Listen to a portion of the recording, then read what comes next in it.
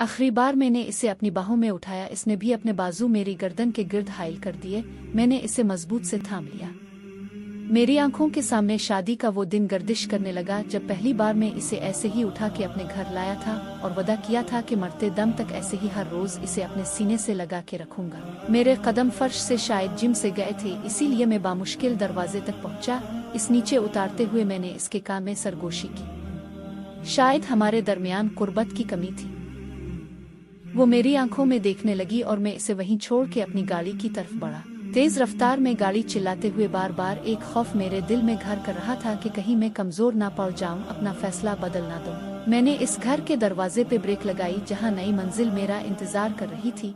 दरवाजा खुला और वो मुस्कुराते हुए मेरे सामने आए। मुझे माफ कर दो, मैं अपनी बीवी को तलाक नहीं दे सकता। मेरे मुंह से निकले ये अल्फाज इसके लिए किसी धमाके से कम नहीं थे। वो मेरे पास आई और माथे पे हाथ रख के बोली, शायद तुम्हारी तबीयत ठीक नहीं है या फिर तुम मजाक कर रहे हो। नहीं, मैं मजाक नहीं कर रहा। शायद हमारी शादीशुदा जिंदगी बेरंग हो गई है, पर मेरे दिल में इसके लिए मोहब्बत अब भी जिंदा है। बस इतना हुआ, हम हर वो चीज भूल गए जो इस साथ के लिए जरूरी थी।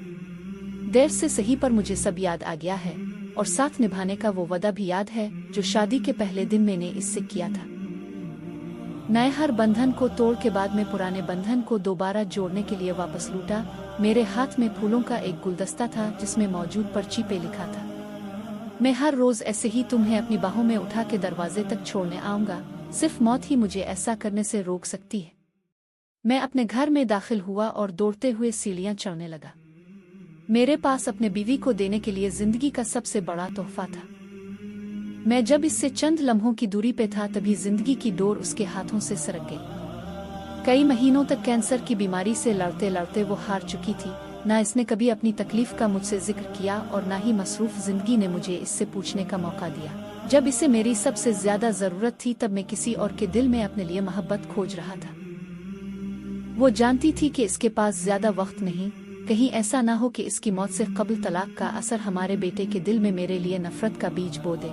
इसलिए बीते एक महीने में इसने बेटे के सामने इंतहाई मोहब्बत करने वाले शौहर का मेरा रूप नक्श कर दिया, जो हकीकी तो नहीं था पर दायमी जरूर बन। ये कहानी उन लोगों के लिए है जो अपने बेरंग रिश्तों में रंग भरने की बजाय उनसे दूर भागने की कोशिश करते हैं।